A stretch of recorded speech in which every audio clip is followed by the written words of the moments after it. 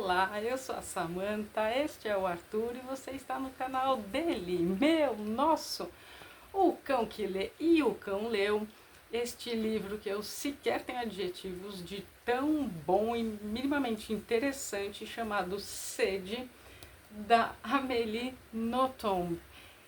Por muitas partes aqui,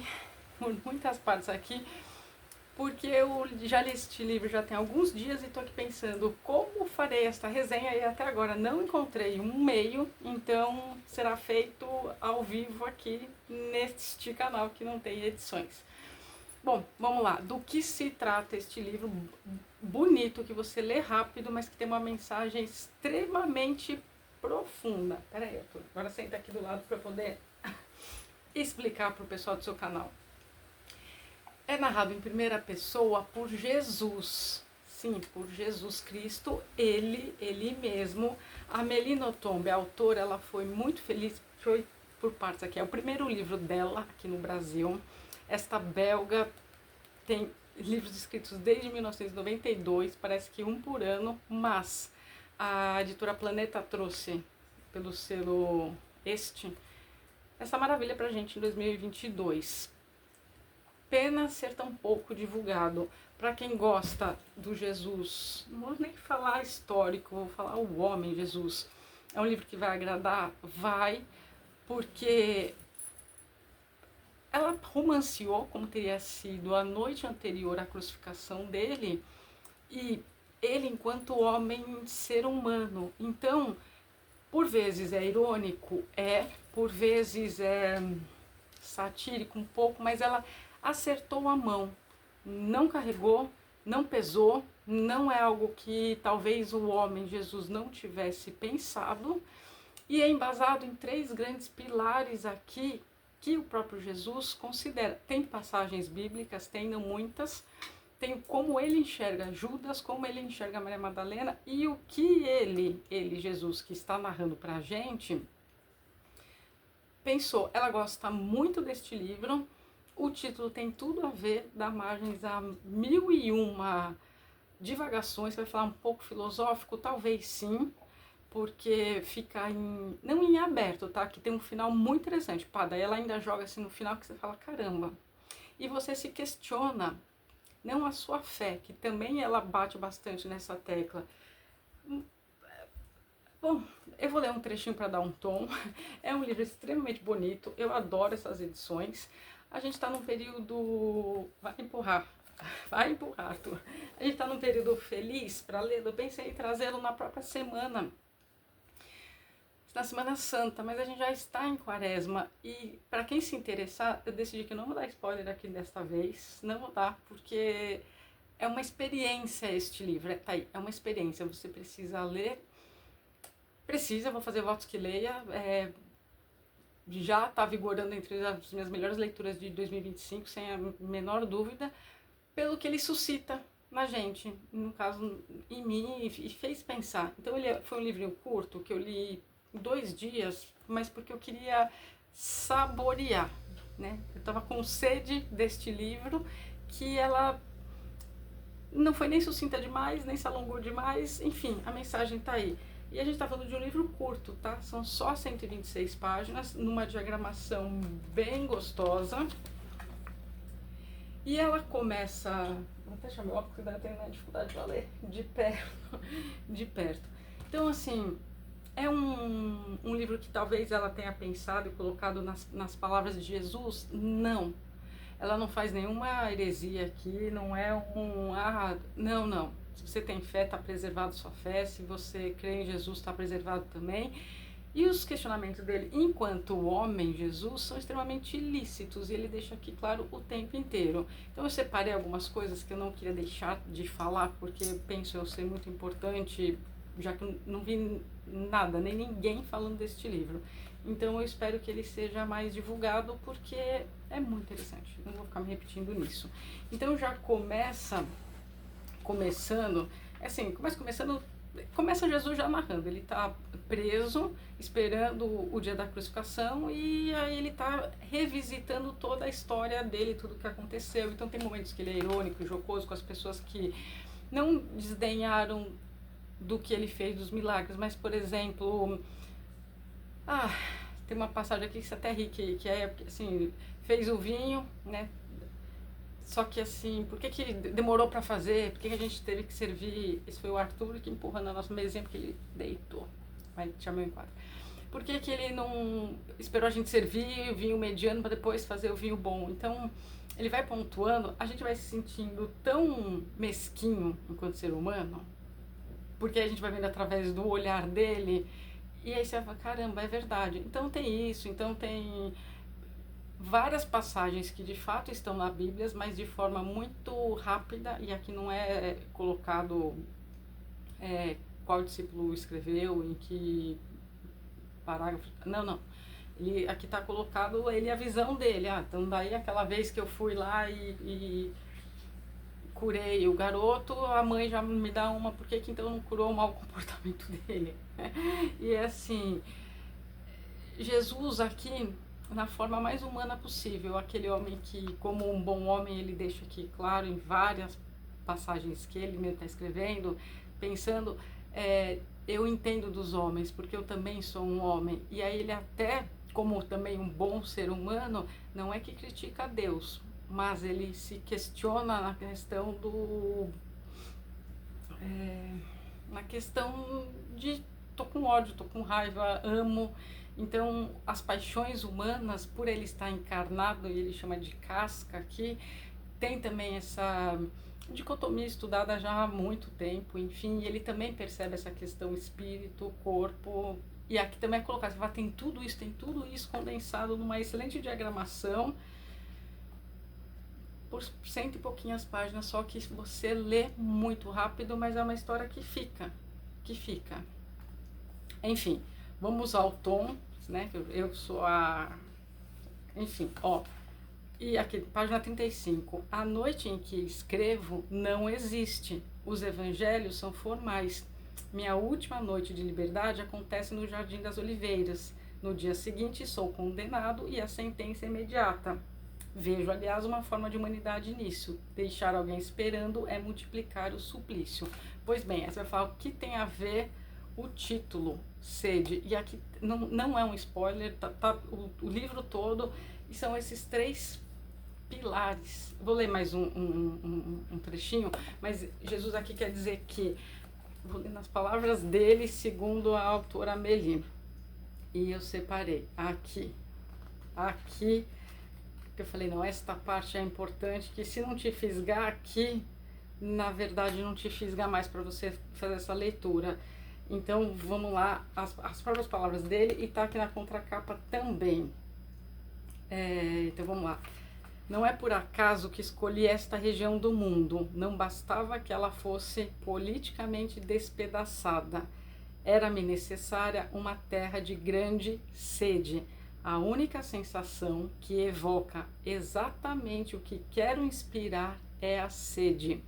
Talvez seja por isso que ninguém a tenha sentido tanto quanto eu. Na verdade, digo-vos, cultivai o que sentes quando estais morrendo de sede. Eis o impulso místico, não é uma metáfora. Quando a fome cessa, isso se chama saciedade. Quando cessa o cansaço, isso se chama repouso. Quando se cessa de sofrer, isso se chama reconforto. Cessar de ter sede não tem nome. Enfim, aí ele continua falando que o idioma não tem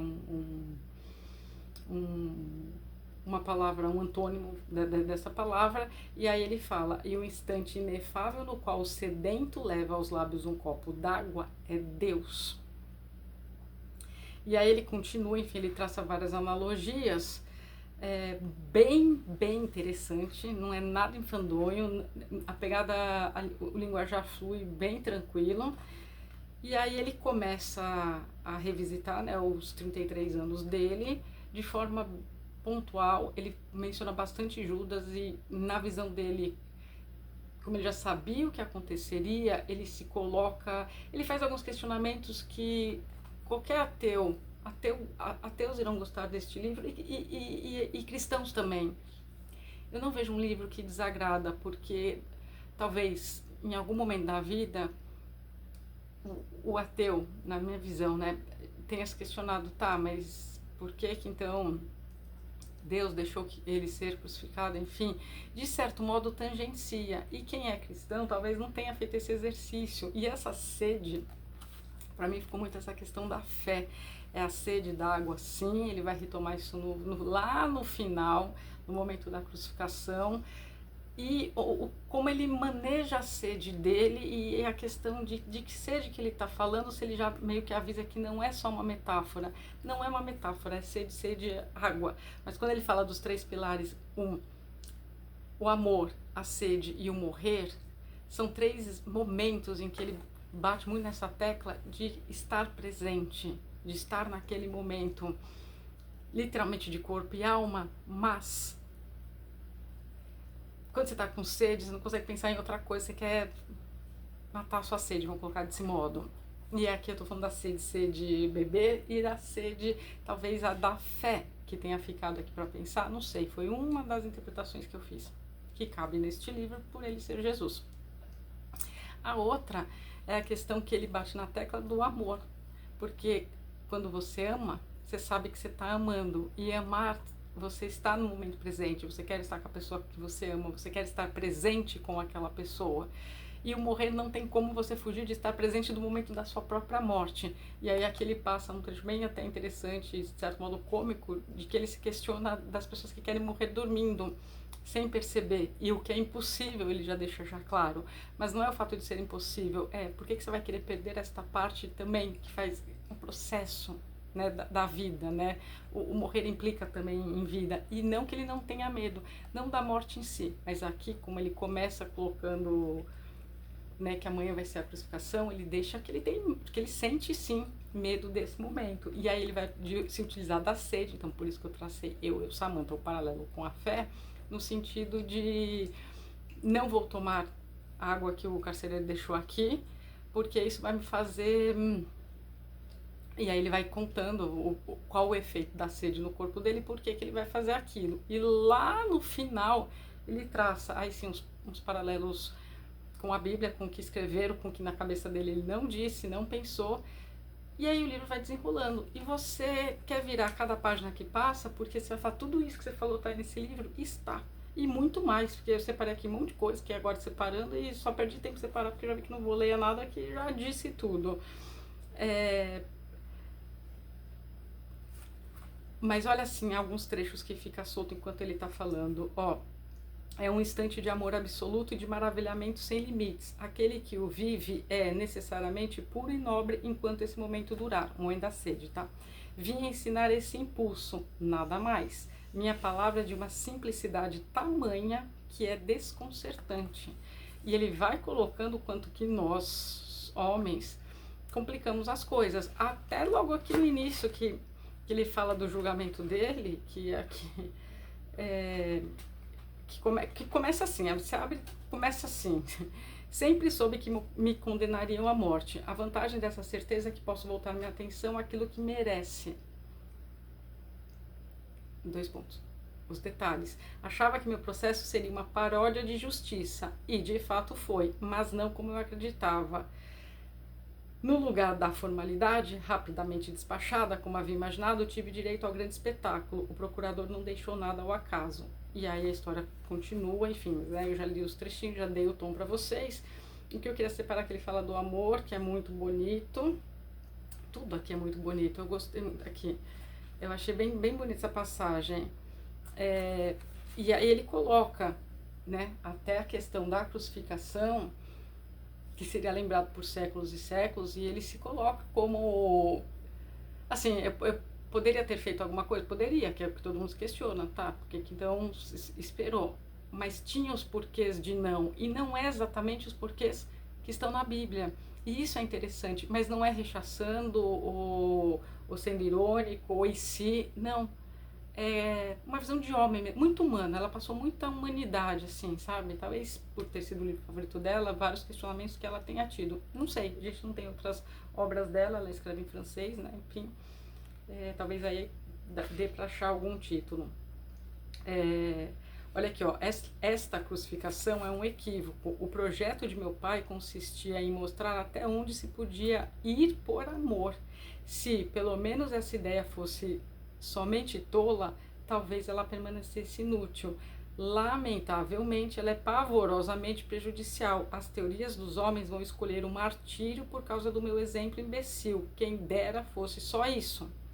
Mesmo aqueles que terão a sabedoria de optar por uma vida simples serão contaminados por essa ideia, porque o que meu pai me inflige é prova de um desprezo tão grande pelo corpo que sempre ficará alguma coisa. Pai, foste ultrapassado pela tua invenção. Poderias ficar orgulhoso dessa constatação, que prova teu gênio criador. No lugar disso, sob pretexto de dar uma lição de amor edificante, pôs em cena a punição mais hedionda e a mais cheia de consequências que se possa imaginar.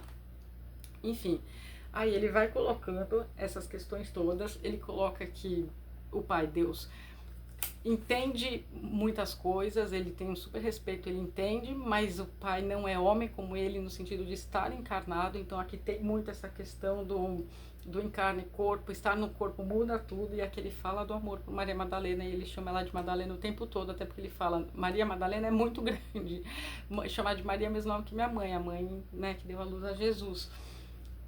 E Madalena, e aí ele vai contando tudo o que acontece. Enfim, tudo o que ele sente, e aqui a parte que eu falei, né, que eu ia ler aqui do amor.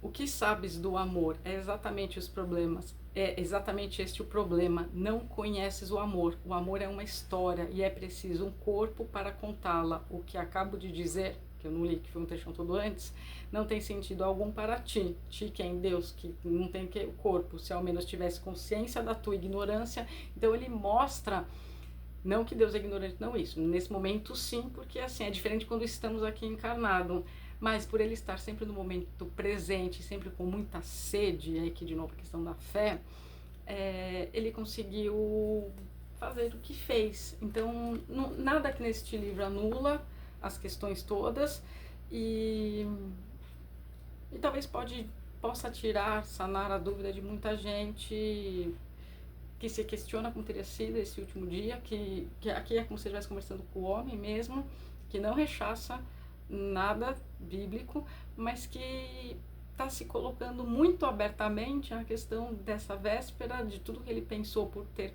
vivido como ir no meio dos homens, e o que repercutirá a ideia, né, o suplício, a crucificação séculos e séculos depois, né?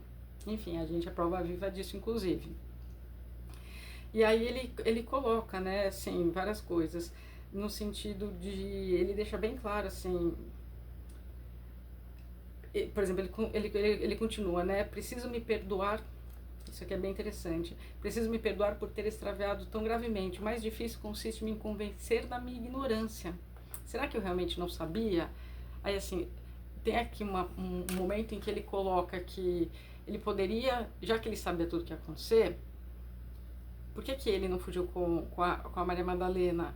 Porque esse já foi um dos grandes pecados, porque era para ele ter vindo e não ter se apaixonado, mas ele se apaixona. E assim, aí é bem irônico, assim, mas de um jeitinho leve, sabe? É uma ironia sutil, que aí ele diz nessa linha, poxa, mas eu não poderia fugir com ela, né? E mudar a rota de tudo e a gente viver numa casinha bem longe, mas não, vou ter que chegar pro meu amor e falar, então, vou ser crucificado e então, amor, você vai poder, a boa notícia é que você vai poder assistir.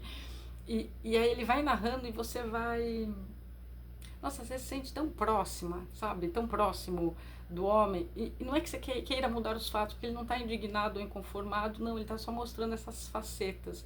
Tenho que me perdoar, mas eu tenho que, quer dizer, eu preguei isso minha vida toda, e como que agora eu não estou conseguindo fazer? E como isso é difícil? E a questão da crucificação, até o final, te prende essa história. Mesmo a gente já sabendo tudo o que aconteceu, mesmo a gente já sabendo da ressurreição, inclusive aqui, lá no finalzinho, ela faz uma... Quando ele desencarna, é muito bonito como foi narrado também, o modo como ele enxerga. Enfim, cita filósofos também, tá?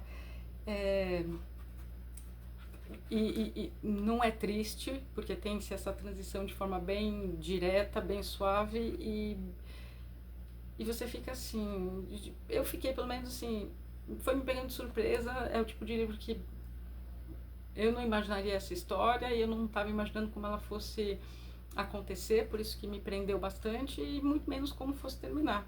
E eu gostei de tudo, de tudo. Queria... Aí aqui não vou entrar em detalhes porque é mais pro fim e para quem se interessar eu faço votos que adquira sim a questão de quando ele já está na cruz, da questão da sede, da questão do vinagre, né, a esponja que colocam, o que se passa na cabeça dele, ele deixa tudo isso claro. E também é muito interessante a fala dele de não foi isso que eu disse. Aí a única parte que ele cita João 4,14. Enfim, que aí ele coloca também, gente, eu separei aqui, e eu separei tudo, você vai postando se não separei.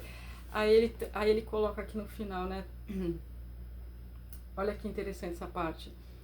Lucas escreverá que eu disse, entre aspas, Pai, perdoa-lhes porque não sabem o que fazem. Um contrassenso. É a mim que eu devia perdoar. Sou mais falível que os homens e não foi ao meu Pai que pedi perdão. Aí remete lá atrás, que eu li há pouco.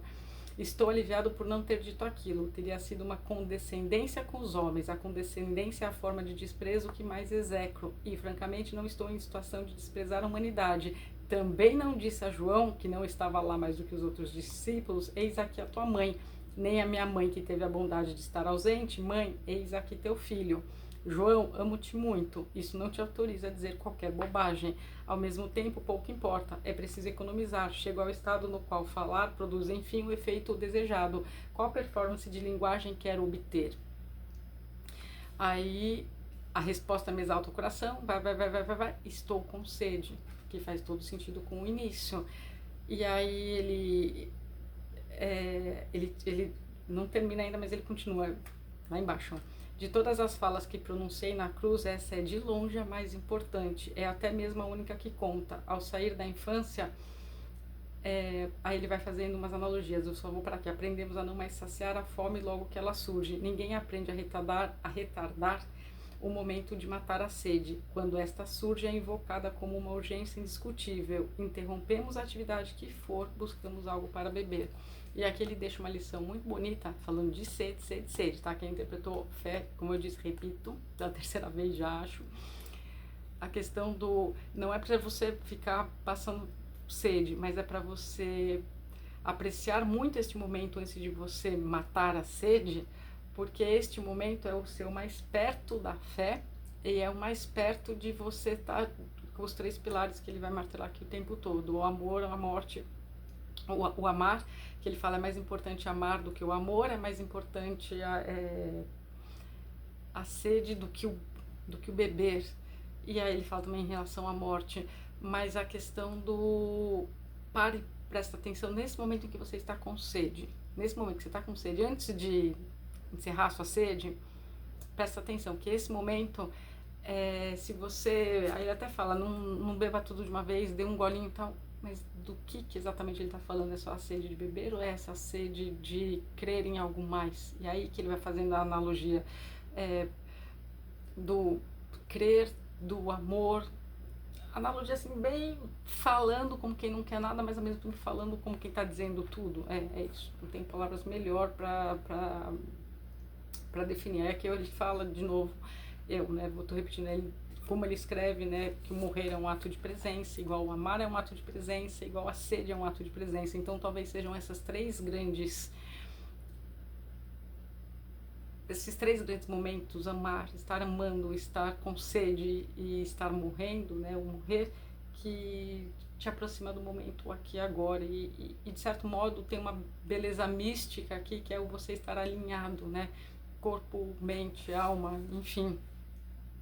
E aí ele coloca, aí eu queria só falar de como ele vê a parte da crucificação, que eu separei, e de como ele sabe que talvez, não que tenha sido um erro, mas que, vou falar de cabeça que eu não vou achar como ele escreveu, de que eu vim para pagar os pecados da humanidade, eu morri pelos homens, pelos pecados deles, mas e aqueles pecados que ainda estão por serem cometidos? Aí ele fala, mas seria muita, não prepotência, mas de certo modo tá, os homens vão continuar cometendo erros, e esse ato, o da crucificação, também terá muitas consequências para a humanidade. Então ele questiona isso. Vou acabar assim, que eu quero muito que você leia este livro, porque é uma experiência incrível. Eu gosto dos livros dessas edições, da editora Planeta, né, deste selo, porque traz uns livros muito diferentes, que é uma das propostas aqui do canal, que traz essa questão, não sei nem quanto tempo eu já tô fazendo essa resenha, que traz essa questão de, queria menos de meia hora, que traz livros interessantíssimos, pouco falados, pouco divulgados, mas que suscita muito pensar. Eu vou sair dessa resenha com uma sensação de que faltou dizer muito.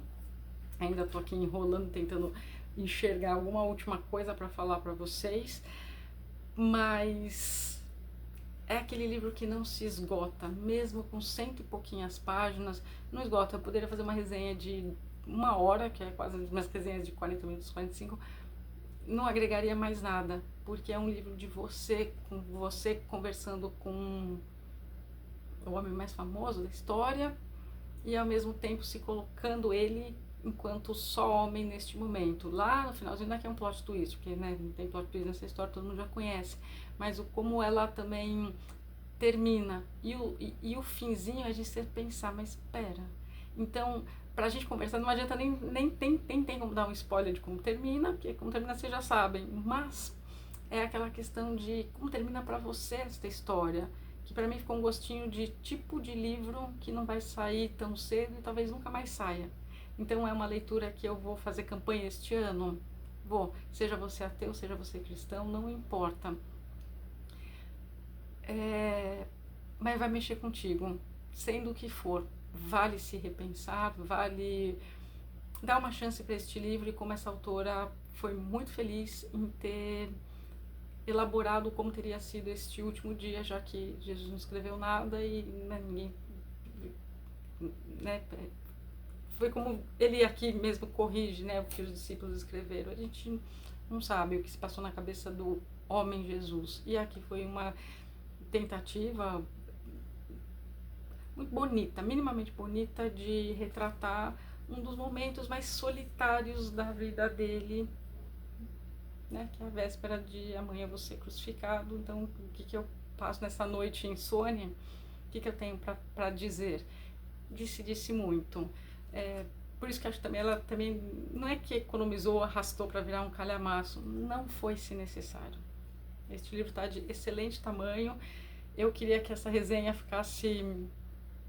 não ficasse aquém deste livro, e ficou. Agora com 27 minutos, quase 28, eu sei que ficou, mas foi o melhor que eu consegui fazer de um livro muito difícil de ser falado, porque ele tem que ser conversado com quem já leu, para ser debatido. Bem, Arthur, vamos encerrar.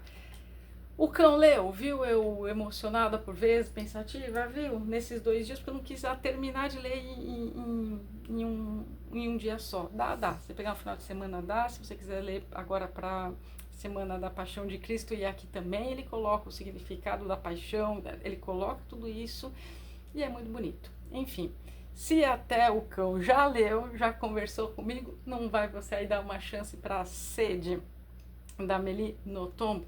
Espero que sim. Se por acaso alguém já leu, deixe aqui nos comentários o que achou, se foi ok esta resenha, porque essa foi, acho que, uma das mais difíceis que eu já fiz para este canal. Até porque também falar de Jesus é muito difícil. Gente, é isso. Até as próximas resenhas aqui do canal O Cão que Lê. Pera.